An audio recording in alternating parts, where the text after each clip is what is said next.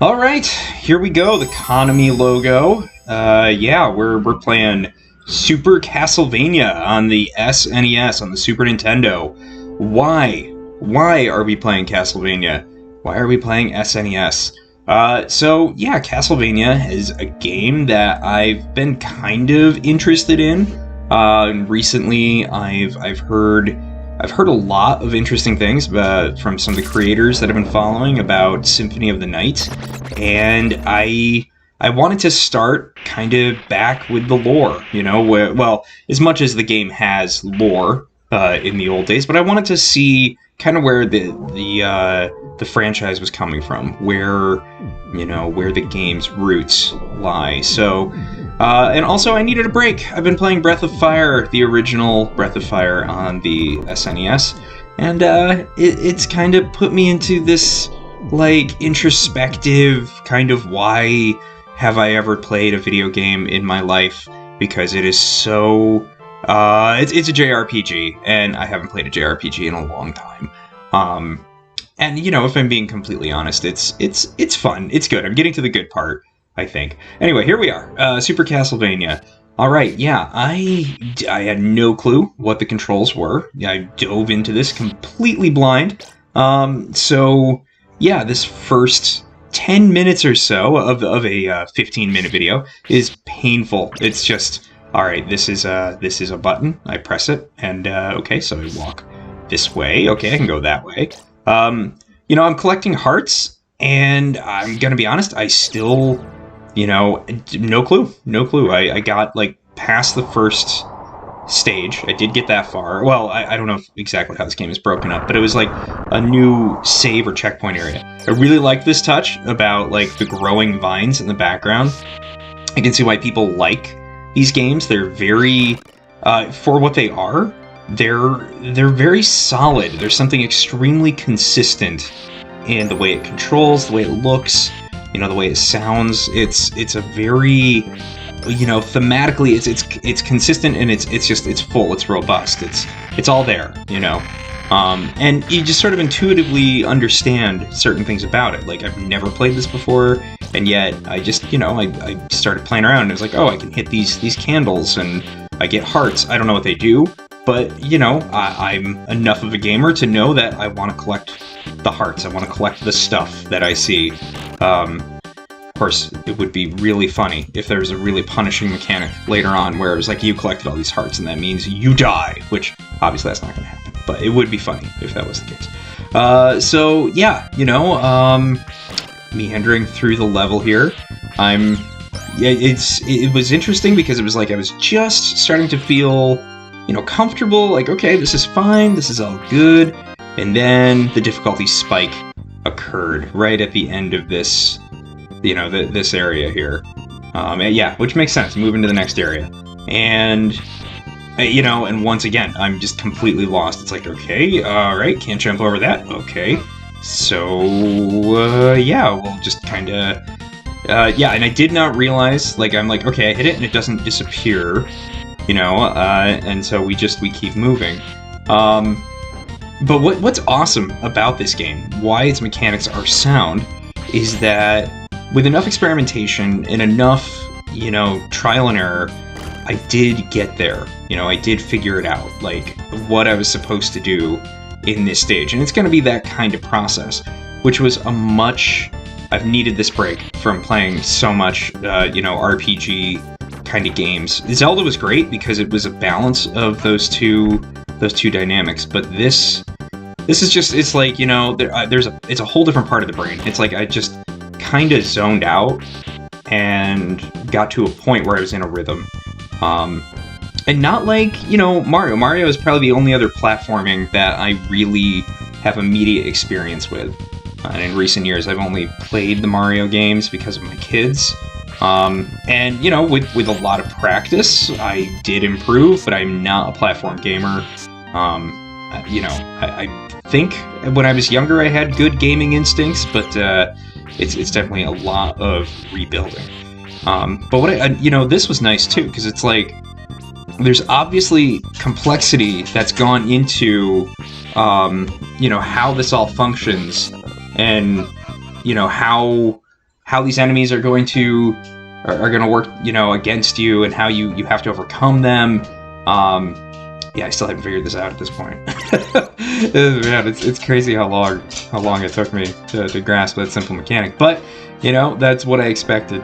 That's why I wanted to play this. I wanted to kind of give my brain a breather. Yeah, and so the Breath of Fire video is going to be significantly longer than the Zelda video. I just have so much more to say about it, which is interesting because there's so much less depth, I want to say. As sparse as Zelda was with exposition and dialogue, it's almost like with a party of 7 characters in an immersive world, or in what's, I believe, supposed to be an immersive world. There's less going on. There's less of the characters are talking about. Anyway, I'll go into that in detail. But at this point, I still hadn't noticed the upgrade on the whip. I was aware. I was like, okay, my whip looks different.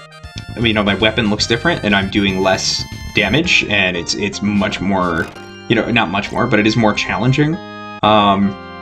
So I was vaguely aware, and I think it was right around here, I'm like, okay, I have a timer, and it's counting down, roughly seconds at a time. I've got about 4 minutes left here, and I'm totally clueless. How am I even gonna know? Okay, look at this. It's got a rudimentary, kind of physics system. I guess it's not really physics, but it's like you lasso onto these things with your whip, Indiana Jones style, and you use that to go from one place to another. And yeah, I died the last time, and then I learned the lesson, and that is really good game design. And these levels are interesting. They've got this kind of spooky Halloween. Or not Halloween, the spooky kind of, occulty monster vibe. Okay, yeah, and I died there, because it was like, what do I do? I don't know. I have no clue.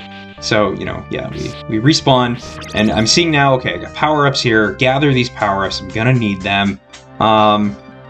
Nope, still wasn't here. I'm still not clear on what to do with that stuff. And in my mind, I'm seeing the damage that I'm taking in my health, and I'm like, this is not sustainable, but just keep going. Just don't give up. Keep trying. You'll get there. The breakthrough will happen. But yeah, that was the other thing. It's the beginning of October now. I wanted to kind of do thematic, kind of a thematic idea here in the month of October. However long Breath of Fire takes me, I will get that video done, and I will kind of do my deep dive into that. I don't know if it's a deep dive. It's going to be at least 2 times longer. Maybe a 20-minute, 25-minute video than the previous video. But I am going to be exploring what is there, because there's some really interesting stuff going on there. But it's all done through subtext, or there's a story behind the development, which is all really hard to track down because it's a Capcom game. It's a Japanese game from 30 years ago almost, or yeah, it is 30 years ago now. So yeah, it's not right there on the surface. Anyway, I think, yeah, this is where I'm starting to finally kind of get my stride. I'm finally okay, I can do this. I will say this: the character moves aggravatingly slow. I think this is with intent, because he's kind of this big buff warrior dude, which I guess makes sense. He's going to slay Dracula, or kill various occult baddies in this ancient castle. So I guess that's reasonable.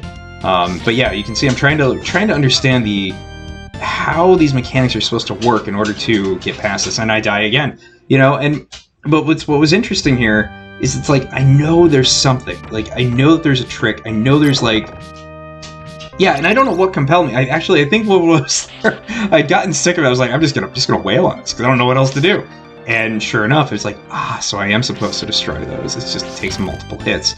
And so now I'm aware of different things that are going on in this game. There's different angles of attack. It's not really about evasion and avoidance as much as it is about keeping out of enemy range. That's how you avoid.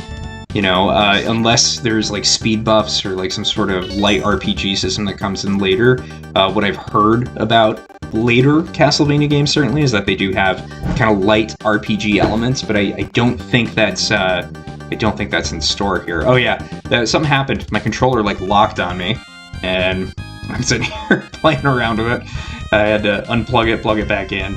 But as you see, yeah, time is still ticking down. But I managed to get it to resolve. So, okay, yeah. So we're moving on. I'm now understanding. Okay, better whip equals better attack. I can destroy the things I didn't think I could. And as I'm rewatching this footage, it's like you got to take care of the enemies in order to maintain your health bar. And it's interesting because I'm noticing now that underneath where it says player health bar, there's an enemy health bar. I'm guessing that has something to do with either the boss of the level or, the idea of like facing Dracula himself. Because though I have never played these games, I know at least enough about Castlevania that yes, we get to the end and we've got to fight Dracula or some evil vampire related to Dracula that only the members of this family, the name, though I just started the game, the name escapes me. Belmont? That's it. Yeah, the Belmonts. Okay. All right. So yeah, and at this point, I'm becoming very aware of that time mechanic, which I know that this is an old side-scroller franchise from the early 90s, but it's like, was that still, why did we do this? Why did we have those mechanics at play? There's enough going on. I remember playing side-scrollers on Genesis, especially because that was the main console that I played on until I got an N64, and obviously that was in the latter half of the 90s. Where I don't remember there being a time thing, or maybe I was just so, accustomed to it, acclimatized to it, that it was like just normal. We were used to having the timer run out. And then that's the thing. This game's clearly not as hard as, like, say, like Lion King or, some of those like licensed ports, or, licensed games that were ported across multiple systems. Yeah, and I mean, here's the thing. 12 minutes in or whatever, 11, 12 minutes into playing, I've gotten to the point where now I'm getting into the new area with, like, full health. And here's another power-up, some sort of lamp oil. Lamp oil. Yeah, but I don't know if that's gonna do any good. I don't know what that's for. But, yeah, at that point I'd resolved, okay, if I don't get to this next area or whatever needs to happen at the time the clock runs out, I'm pretty much gonna call it quits, because I didn't want to dive too far into Castlevania today. I do want to, ultimately finish Breath of Fire. That's the whole point. That's why I created this list. I have this list of games, that I've got. I'm holding myself accountable to this. I want to complete them, play them through, take footage from them, write about them, make videos about them, and communicate these ideas, to be a part of this incredible ongoing conversation that, I kind of hearing and seeing on the periphery, and YouTube and social media. So yeah, I mean, these enemies, this game is just, it's just so interesting. I really missed the Super Nintendo. I did not have one when it was a modern system. I was pretty young, so that kind of makes sense. But yeah, I wasn't privy to this. I had friends who would have Super Nintendos, and I'd get to play them a little. But, like, just the artwork it's pretty great. There's the background that kind of moves separate from the foreground. Unfortunately, I'm far too ignorant when it comes to the technical jargon of animation to know what this is, but I am learning, as I'm getting into this. But yeah, I mean, these enemies here, these disembodied floating, I guess, horse heads, or are they unicorns? I don't know. I mean, it's so wild that, yeah, I mean, it keeps you engaged. It's interesting. Yeah, and it's a nice change. It's a nice shift, because the other platformers I know are fast-paced. They're jumpy shooty. I heard that term used by a creator on YouTube the other day, and I loved that, jumpy shooty. In terms of what video games tended to be at this time, compared to what they were becoming.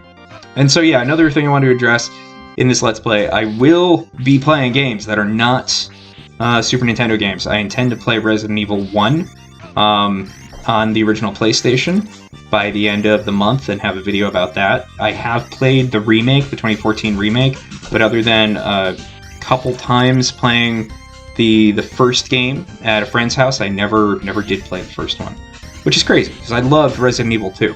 But I didn't have a PlayStation until late in that console's life cycle either, so I kind of missed that. But all of that and more will be coming. Thank you for joining me for this Let's Play. I think this is about where it's going to wrap up. So yeah, that Breath of Fire video will be out soon, and yeah, thanks for joining me today.